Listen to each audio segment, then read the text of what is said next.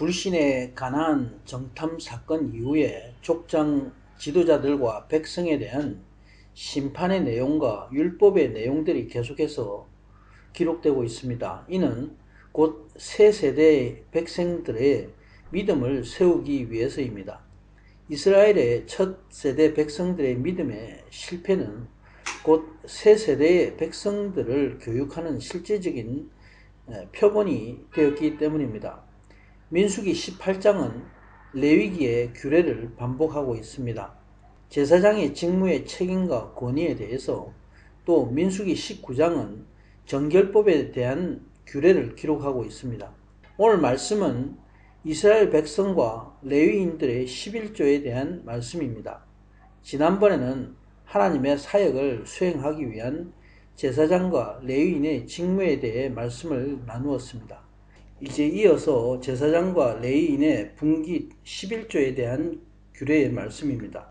오늘 본문은 세 가지로 나누어서 말씀드리겠습니다. 첫째는 하나님이 레위인을 성별해서 회막의 일을 맡기시고 이스라엘 백성을 위해서 섬기게 하셨다는 말씀입니다.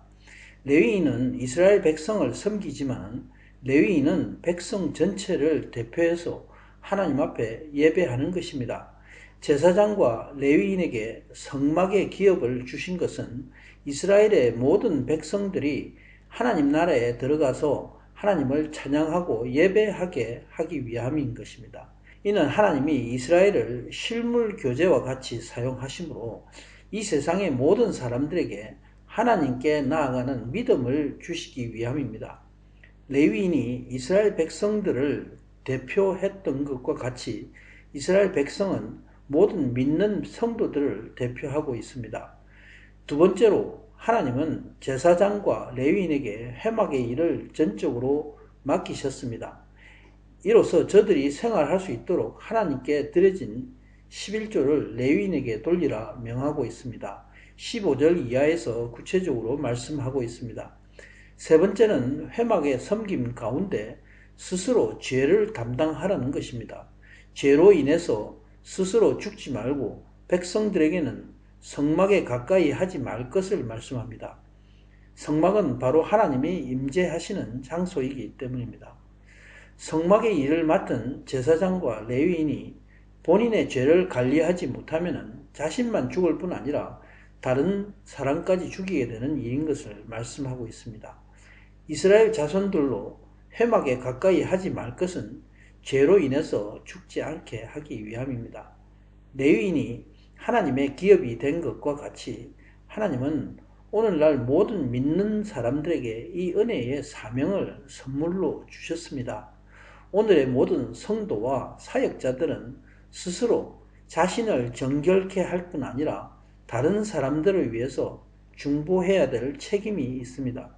사역자들에게는 더 많은 것을 요구하십니다. 그래서 더 무거운 책임이 따르게 되는 것입니다. 하나님은 모세에게 레위인에게 주신 11조의 규례에 대해 말씀하십니다. 레위인이 백성에게서 11조의 헌물을 받으면 11조의 11조를 거제로 하나님께 드리라 말씀합니다. 하나님은 이스라엘 백성이 땀 흘려서 수확한 곡물과 포도주와 똑같은 것으로 이 거제물을 기뻐 받으신다 말씀합니다. 레위인은 이 거제물을 다시 대제사장 아론에게 드리라 말씀합니다. 이는 레위인을 포함해서 모든 백성은 반드시 11조를 드려야 함을 말씀하고 있습니다.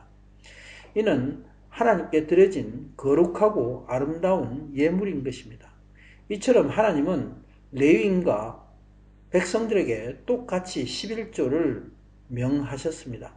11조를 명령하신 목적은 세 가지입니다. 첫째는 하나님은 나의 주인이 되시고 그 나라의 백성들에게 왕이 되심을 알게 하기 위함입니다.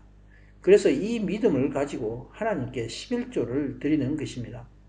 두 번째는 하나님이 그 나라의 왕으로서 백성된 자의 모든 필요한 것을 공급하시고 그 삶을 책임지신다는 것을 보증하고 알게 하기 위함입니다.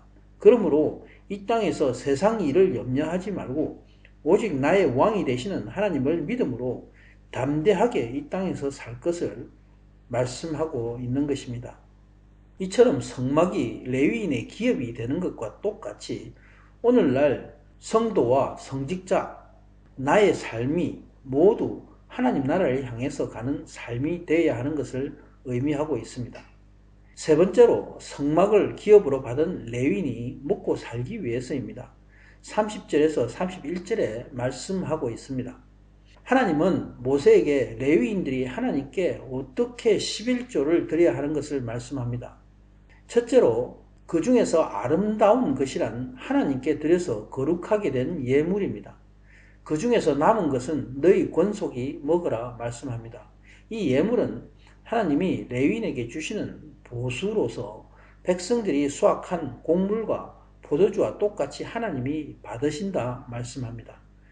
두 번째로 하나님께 아름다운 성물을 드리고 또 성물을 함부로 취해서 자신을 더럽히지 말라, 그래서 죽음을 당하지 말라 말씀합니다. 그리고 백성들로 회막에서 멀리해서 자신들의 생명을 구하라 경계하고 있습니다. 이는 저들의 죄로 임함입니다. 저들의 죄로 죽게 됨을 구하게 하기 위함이라 말씀합니다.